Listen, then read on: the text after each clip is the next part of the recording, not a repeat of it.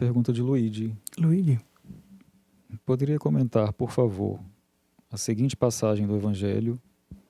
Mas João opunha-se-lhe, dizendo: Eu careço de ser batizado por ti, e vens tu a mim? Jesus, porém, respondendo, disse-lhe: Deixa por agora, porque assim nos convém cumprir toda a justiça. Então ele o permitiu. Ele pergunta especificamente sobre a fala João Batista, de Jesus, o cumprimento de toda a toda a justiça. justiça. Muito interessante sua pergunta, Luigi. Eu não esperava menos de você. Luigi é dirigente da parte de mídias sociais de nossa organização Movimento. Mas essas perguntas chegam no momento, né? Como vocês sabem. Apenas abrimos e aqui não há seleção praticamente nunca, porque o grupo é pequeno que está assistindo suas palestras fechadas. É muito interessante sua pergunta, porque a ideia de Jesus reflete, nesse que está implicada nessa resposta dele, está espraiada em todas, espraiada não como ideia, mas como realidade em todos os tecidos da sociedade, em todos os gêneros de relacionamentos interpessoais. E o que eu quero dizer?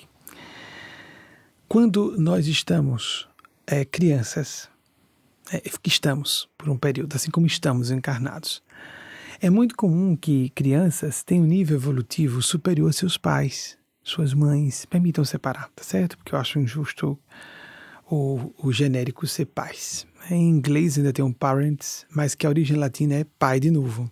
É estranho. Mas os anglófonos não têm noção clara de que a origem latina é de que está fazendo referência a homens de novo. Isso é um gênero neutro para eles. Para nós, não. Nós latinos sabemos que o gênero é masculino. Algumas mães tão dedicadas, tão devotadas, né, a pais extraordinariamente zelosos, pais, digo homens mesmo, mas normalmente vemos mães tão aplicadas, né, em percentual, em qualidade, em profundidade até do sofrimento. Eu acho injusto, então separar acontece aí, no meu entender, em alguns momentos, uma necessidade. Quantas vezes nós vemos, isso é extremamente comum, filhas e filhos terem padrão evolutivo geral mais elevado do que seus pais. Desenvolvimentos maiores num setor, menos em outro, da alma, pessoas mais inteligentes, mas com menos caráter, isso aí é que é mais importante. Nossos sentimentos, nosso sentido de responsabilidade, compromisso com o bem comum, o quanto somos capazes de sacrificar interesse pessoal pelo bem comum, a disposição de facear o ataque, a crítica alheios para poder seguir a voz de nossa consciência. Isso é que nos caracteriza realmente a evolução. O grau disso, isso segue ao infinito. Muito bem. Então, diferenças evolutivas numa área ou noutra, uma pessoa mais hábil numa coisa, outra mais hábil em outra, isso todo mundo tem. Sempre. Alguém é melhor que a gente em alguma coisa. E de uma forma geral, quando as pessoas como Howard Gardner falam sobre inteligências, quando há inteligência em alguém, inteligência quer dizer que destaque acima da média, normalmente a pessoa tem um tipo de inteligência ou no máximo duas. Um pouco acima da média e no resto abaixo, ou na média ou abaixo. Mas aqui quando se fala de evolução, fala-se de nível de consciência e, portanto, vamos dizer, essa estrutura toda relacionada a valores, princípios, o quanto aplicamos esses valores, esses princípios, o quanto estamos alinhados com faixas mais altas de consciência pelo nosso próprio eixo de ser, de sentir, de pensar. Quantas vezes, então, existe essa diferença? É claro. E na Terra, encarnados e encarnadas, nós temos uma heterogeneidade assombrosa de níveis evolutivos, que estamos todos presos e presas a organismos de matéria densa que estão na mesma faixa vibratória.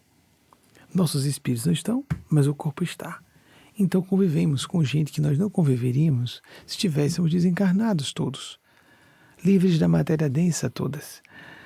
Então, é necessário às vezes que um certo conjunto de regras pré-estabelecidas, e às vezes não são regras no sentido de convenções, embora as convenções sejam respeitadas quando seguem necessidades de proteção a pessoas que demandem cuidados como crianças.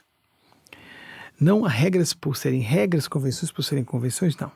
Às vezes, deveremos ser não convencionais ou até contraconvencionais se estivermos com nossa consciência pedindo algo diferente. Mas há regras que são não só subentendidas, são óbvias. A criança deve obediência a seus pais e suas mães. Ainda que mais tarde, na adolescência ou a posteriori ainda, mais claramente na vida adulta, fique claro que o filho ou a filha é uma pessoa muito mais desenvolvida espiritualmente que seus pais. Já tem o benefício de pertencer a uma geração, uma nova geração, que tem acesso a informações mais cedo. Hoje, com a velocidade do desenvolvimento de nossa ultra informada e tecnológica civilização, uma geração é uma diferença significativa para benefícios e recursos que uma pessoa tenha desde o berço. Só o fato de ser da nova geração já favorece isso aí. De aparecer o filho ou a filha com recursos que um pai e uma mãe não tenha, ou não tenham ambos a oferecer. Mas eu faço referência à própria herança psicológica e espiritual do indivíduo em relação a ele próprio, ela mesma. Tem a impressão que a frase é de Emmanuel, o homem é herdeiro de si mesmo, a mulher também.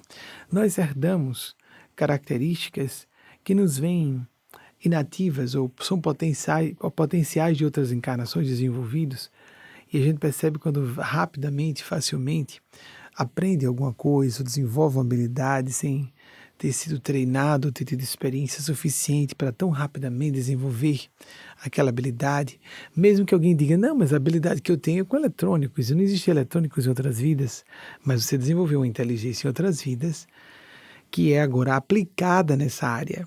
Às vezes era alguém que era um artífice, que estava trabalhando lá como carpinteiro, estava trabalhando como oleiro, e de repente essa habilidade manual, essa habilidade pragmática, essa visão de resultado lógico, objetivo buscado através de uma engrenagem desenvolvida, isso pode ser aplicado na área de eletrônicos. Então, não que ninguém tenha estranheza quando a gente fala isso, que as habilidades e a capacidade de aprendizado são desenvolvidas em setores diferentes de experiência em outras vidas e nós aplicamos hoje em uma experiência completamente nova para a humanidade terrena. A terrena, né? Essa civilização aqui. Então nós temos que seguir certas regras. Por exemplo, então eu falei recentemente com um rapaz sobre isso. Sobre ele ser herdeiro. Não, eu puxei isso, herdei esse meu pai. Você sofreu influência de seu pai. E já que você tem essa mesma tendência que ele, mas para você sofrer influência do seu pai, você tem que ter isso em você próprio. Nós temos diferenças tão gritantes entre pais e filhos muitas vezes. Quando alguém me faz alguma pergunta sobre como se comportar com o coronavírus e toda essa pandemia, temos que respeitar todas as orientações das autoridades científicas da área de saúde e das autoridades sanitárias no poder público, que sejam responsáveis. Essas autoridades estão falando em nome de Deus na Terra nesse momento. De nossa parte, entretanto, o que podemos fazer? Depois de tomarmos todas as medidas de precaução em relação a não sermos nem contagiados, nem agentes de contágio, confiarmos na divina providência, porque ninguém vai falecer fora de hora. Todas as tradições do Oriente e do Ocidente falam claramente que ninguém morre fora de hora, excetuando os casos extremos. Há uma linha mediunística brasileira que diz que quase todo mundo morre de morte indireta, com todo o respeito, não é uma discordância que temos com o kardecismo. Não, quase todo mundo morre de forma de suicídio indireto, com os desgastes. Não é bem assim. Não estou dizendo que todos os kardecistas pensem assim, mas é muito comum esse tipo de pensamento. Nenhuma linha cristã tradicional, nenhuma tradição do Oriente fala sobre morte que não seja fora de hora. Com exceções. Grandes luminares que escolhem a hora de desencarnar e desligam seu corpo sozinho. O próprio Chico Xavier fez isso. Está todo mundo feliz. O dia que o Brasil chegou a pentacampeão na Copa, tá bom. Me traga uma xicrinha de café. Tomou café e saiu do corpo. E ele disse: quero desencarnar num dia em que todos estejam muito felizes, para ninguém sofrer pela morte dele. Olhem só. Há pessoas assim, escolhem o momento, porque já tem nível suficiente como autoridade espiritual. No caso dele, apenas encarnou. Ele poderia escolher a hora de sair do corpo ou ficar. Ele não dizia isso em público, mas ele tinha esse nível. E o mesmo fazia em relação a terceiros, conversando com outras autoridades espirituais, porque que uma escola, alguém pode ser suspenso ou não. Fica encarnado ou desencarna. Isso existe. É claro que criaturas como Chico Xavier raramente reencarnam. E essas autoridades, entretanto, existem no plano invisível. E considerarmos a história da carochinha do Papai Noel, uma vez me disseram isso, e aí então eu resolvi falar para essa pessoa que se eu acreditava em Papai Noel algumas coisas que eu sabia sobre ela que ela julgava que eu não soubesse. Eu acredito em Papai Noel, sim, acredito também que você é envolvida com essas e essas atividades ilegais e você acha que eu não percebo.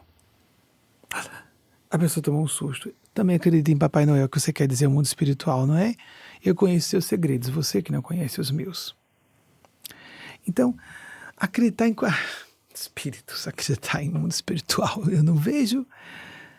E essa pessoa tem noção da estupidez que ela demonstra, da falta de bom senso, não era de conhecimento como a nossa.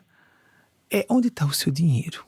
São aqueles números que aparecem ali na sua tela do computador quando você vai acessar seu extrato bancário. É o dinheiro mesmo? Tá em cash, se você quiser descontar, ir lá, fazer um saque. Mas isso é sabido de sempre, que aquele dinheiro não existe ali. O que é economia? O que são as ondas hertzianas? Rádio, televisão. O que é o coronavírus? Está todo mundo bem assustado, não é? Alguém já cumprimentou o senhor nova cepa do coronavírus? O SARS-CoV-2? Alguém tem dúvida que ele exista? Mas a quantidade de estudos, pesquisas exaustivas sobre os fenômenos mediúnicos durante pelo menos 150 anos. Mas é uma quantidade tão grande de relatórios científicos sobre grandes médiuns que nós não temos como, só a parte médiuns, os parapsicologia, os estudos. Tenhamos cuidado só com parapsicólogos que querem ligados a religiões que querem negar o fenômeno mediúnico. Fenômenos de experiências de quase morte, de regressão a vidas passadas. Alguns deles apresentam situações que não têm como ser explicadas por outro caminho que não seja nós somos espírito. É desinformação. É simplesmente desinformação. Mas dizer que porque é invisível, porque eu não vi, você acredita em Papai Noel, aí a gente acredita em muito mais coisas. Aí uma vez em 92, o Chico Xavier estava com 82 anos.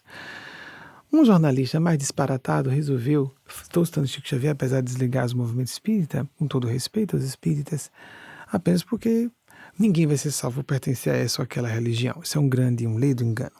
Chico Xavier era líder de todos os espiritualistas brasileiros, não só de kardecistas, isso era muito óbvio para quem estava próximo a ele, inclusive. Ele era muito mais visitado por não espíritas do que por espíritas, inclusive. E um jornalista teve a petulância de fazer essa pergunta: você acredita em Papai Noel? Mas você é um cara inculto, né? Só tem um quarto ano do ensino fundamental. Quando não insinuavam que ele estava encenando, algumas pessoas diziam que ele podia ter um distúrbio mental, ou até que ele era uma pessoa muito primária, né? Uma pessoa infantil, né? Acreditar nessas bobagens de mundo espiritual, supersticiosa, primitiva. O senhor acredita em Papai Noel? Aí ele respondeu prontamente. Sem pestanejar, ele disse: sim, conheço. Não só acredito, como conheço. É um velhinho muito simpático. Aí todo mundo caiu na gargalhada. Mas que resposta maravilhosa. Foi um soco no estômago desse jornalista sem bom senso. De falar com uma pessoa que estava muito com labirintite, que ele não conseguia ficar sentado, sem estar se balançando, ele perdia equilíbrio sentado. Uma pessoa enferma, ainda vi com um ataque dessa natureza. Uma resposta excelente, banana para você. Creio, meu velhinho muito me levou na esportiva, mas deu um baita de um tabefe no meio de uma ironia dispensável, de um sarcasmo. É deboche isso aí. Isso é um deboche dos sentimentos que outra pessoa tenha, de suas convicções, de sua fé. E aí, então nós vemos, interessante, como eu já comentei, é que a figura de Papai Noel é possível que exista uma eu não posso falar o quanto os espíritos confirmam disso, mas vamos apenas especular.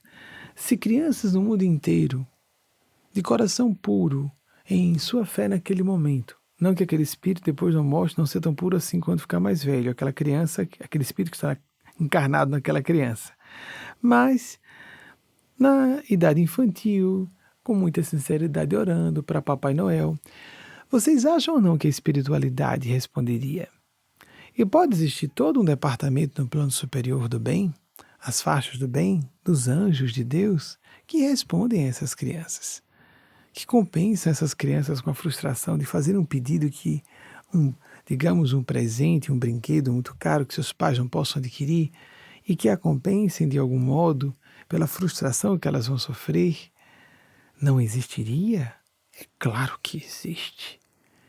E quem disse que não poderia haver uma autoridade que dirija toda essa assembleia gigante de espíritos e que poderia, em algumas ocasiões, aparecer paramentada com a forma de um velhinho de barbas brancas e vestido com aquela cor púrpura dos reis? Quem disse que ele não poderia aparecer assim? Tanto que Maria de Nazaré aparece ao modo dela.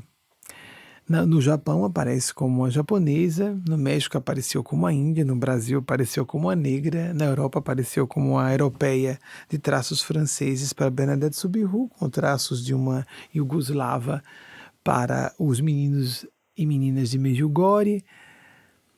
A forma com que os espíritos aparecem para nós não tem a menor importância. O fenômeno da assistência de Deus, a providência divina é o que interessa. Então, o que nós levemos em consideração com bastante critério e seriedade essa nossa necessidade espiritual de viver a justiça, voltando à pergunta de Luigi, nossos compromissos de um certo momento. Dever respeito a alguém na casa de alguém. Se num certo momento nós começamos a julgar que há contradições demais, nós respeitosamente saímos. Então, por exemplo, até 2008 eu achava que estava fazendo um ajuste de uma forma diferenciada de espiritismo que distinguia do movimento espírita. Depois, não, agora acho que está excessivo, então a gente se retira da casa alheia. A casa do kardecismo é a casa de Kardec. Quem não concorda com Kardec deveria se afastar de lá. Por exemplo, Kardec disse que a ciência tem que ser ouvida acima dos postulados da doutrina espírita. Há kardecistas que não seguem a ciência. A ciência já afirmou alguma coisa sobre um assunto e continuam falando contrariamente à ciência. Isso eu acho errado. O mesmo em todos os agrupamentos religiosos. Em agrupamentos científicos, nós sabemos às vezes quando a casa é de alguém. E nós temos que respeitar os princípios que regem aquela casa. Depois de um certo ponto, somos nós que nos retiramos, os incomodados que se retirem. Exatamente isso. O incomodado, se tem mais razão ou menos, não importa.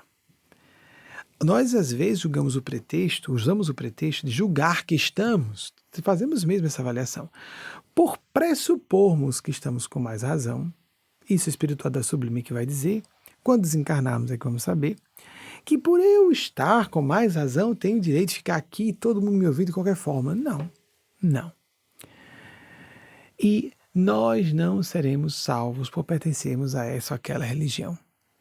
Nós não seremos salvos por ter ou não religião. Nós seremos salvos por desenvolver nossa própria humanidade, nossos princípios de espiritualidade. Nós seremos salvos por nosso caráter, traduzido em comportamento fraterno. Não necessariamente só em atividades caritativas. Lembremos que narcotraficantes têm atividades comunitárias. Alguns políticos corruptos que usam atividades de benefício popular para seus interesses eleitoreiros. Então, não pensemos que às vezes a caridade cale o caráter de ninguém. Não cala. Há um benefício ali prestado. É um mérito.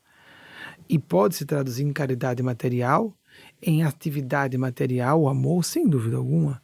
Mas Jesus não tinha nada de material de dar, para dar de si mesmo. Ele dizia que não tinha uma pedra onde encostar a cabeça para dormir. E, no entanto, ele era dono do mundo. Ele era dono dos corpos físicos. E ele fazia os corpos ficarem curados num piscar de olhos. Aquilo ali não é ficção. É porque nós nos perturbamos. Não podia haver uma pessoa com tanto poder assim, não é? Podia. Esse é um dos pontos que discordamos de Kardec. Não, aquilo ali não exatamente, esses milagres não devem ter acontecido assim. Como não? Se eu, como representante de um representante de um representante, vejo um documentário A Cura de Lisa, algo semelhante aconteceu muito inferior. Como Jesus não mandaria Lázaro sair imediatamente da tumba? Como assim ele não tinha poder para isso? Ele é um Cristo reencarnado, a voz da verdade para a Terra de todos os séculos, na minha opinião, e na de bilhões de pessoas. Há quem questione, compreendo. Mas ninguém de bom senso, maturidade e isenção vai questionar o valor dos princípios gerais deixados por Jesus para nos tornar uma civilização mais fraterna, mais humana. Uma outra fala soam estranhas porque nós não temos uma habilidade de interpretação apropriada para compreender nosso Senhor Jesus. Então, quando percebemos que qual o problema de um ser superior, nós conhecemos vários casos de grandes rainhas que estavam, às vezes eram gênios tenebrosos reencarnados, ou então apenas pessoas de ego inflado, que foram viciadas a se supor superiores a outras desde o berço. Desenvolviam distorções de caráter e personalidade naquela situação viciada. E as suas camareiras, as suas damas de companhia, entre elas às vezes havia um ser luminoso. E esse ser luminoso que estava em classe social inferior ia socorrer essa dama no plano extrafísico de vida quando ela estava em apuros. No entanto, quando encarnadas, a rainha tinha poder e estava ali com o poder, sim, estabelecido por Deus. Assim como em nossa sociedade nós temos o seu sistema democrático de poder, temos a Constituição, temos algumas regras que têm que ser obedecidas, embora possam ser derrubadas. A democracia pode surgir, fragilizar-se, desaparecer em certos países, voltar fortalecida, etc. Mas é claro que a autorização divina, mesmo para pessoas com personalidades ou caracteres de valor muito duvidoso. Mas houve autorização divina, como disse um grande iluminista, cada povo tem um governo que merece ou precisa. Senão nós não passaríamos por isso. Então estamos aprendendo alguma coisa com essa experiência de ter esse ou aquele governo que protestamos, e não significa que a pessoa não possa e não deva se mobilizar para apresentar suas opiniões e mobilizar-se para, por exemplo, defender a população. É óbvio, não é?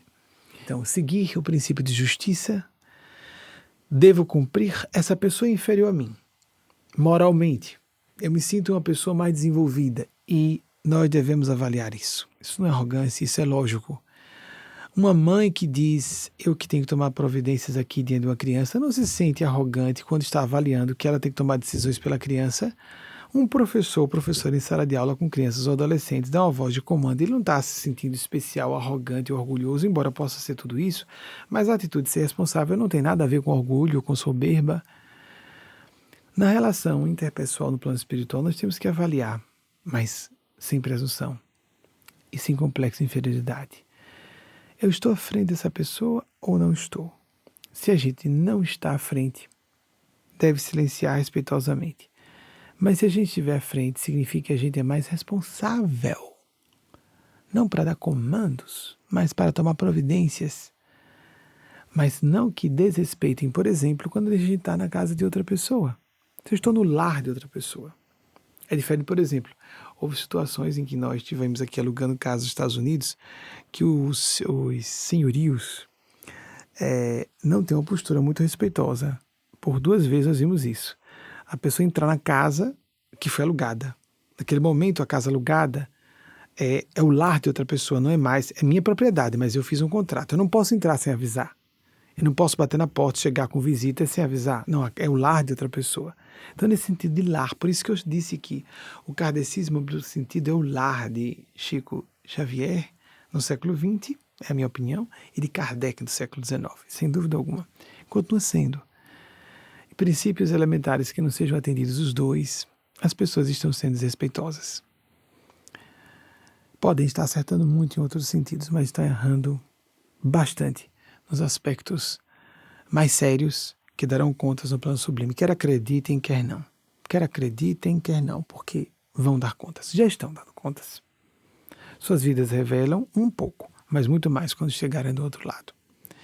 Então, verifiquemos. Qual o princípio de justiça? Eu não posso me insurgir contra leis, a não ser em situações extremas, de leis muito injustas. A lei escravagista no passado dá a ideia aproximada do que estamos dizendo. Eu tenho direito de interferir. Eu fui chamado a interferir. Eu fui constituído conselheiro dessa pessoa para falar com ela. Eu sou amigo íntimo para isso. Amiga íntima para isso. Eu fui constituído orientador espiritual por essa pessoa. Ela está na minha congregação espiritual religiosa. Ela está me dando autorização para tomar a iniciativa de interferir na intimidade dela. Porque no Brasil nós temos essa cultura muito forte. Aqui nos Estados Unidos eles estranham muito. Eu falei uma coisa ruim sobre eles, agora uma coisa ruim sobre nós. Esse interculturalismo é interessante. Aprendemos reciprocamente. Eles acham um absurdo. Isso acontece em países latinos, eu soube aqui recentemente, mais do que é com nós brasileiros. Os americanos que moram no Brasil ficam chocados. Tem um assunto de foro familiar. Foro familiar quer dizer de uma família nuclear. Todo mundo quer dar palpite sobre a cor da parede da casa, como se cria o filho da pessoa, vovó, mamãe, papai, titio, titia, todo mundo quer interferir. Não há espírito de espaço, de limite, de respeito à responsabilidade do outro ou da outra. É claro que, por exemplo, como uma avó pode chamar a filha no canto ou um filho, você não está agindo corretamente com essa criança, esse adolescente, pode prejudicá-lo. Eu, como sua mãe, tenho que dizer isso a você, ou como seu pai, tenho que dizer isso a você. Isso é uma coisa. Outra coisa é falar por cima do pai ou da mãe e diretamente desautorizar um pai ou uma mãe. Isso acontece com frequência. Há situações e situações, e muitas delas são de exceção. Mas como prática, está errado. Está errado. E nós no Brasil achamos normal. Vovó e vovô, titio, titia, mamãe, papai, às vezes a pessoa não mora nem na mesma casa. Chegou no meio de uma festinha e já está dando bronca em nome dos pais e etc., interferindo em regras que devem ser estabelecidas pelos pais e pelas mães e não por terceiros, ainda que se sintam muito autorizados a isso por si próprios e pela nossa cultura, de falta de senso de limites. Há muito isso entre nós brasileiros e brasileiras. Há muitas coisas que simplesmente silenciam e poderiam ajudar muito algumas pessoas, porque a minha avaliação às vezes, uma situação pública, é meu aluno? Não é. Não frequenta minhas palestras, me constitui orientador espiritual? Não. Então não vou falar. Mas aí entra, esse é um dos pontos. Outro, há alunos meus em torno? Precisam que eu dê o exemplo? Precisam. Vou ter que reagir, porque os outros alunos têm que acompanhar.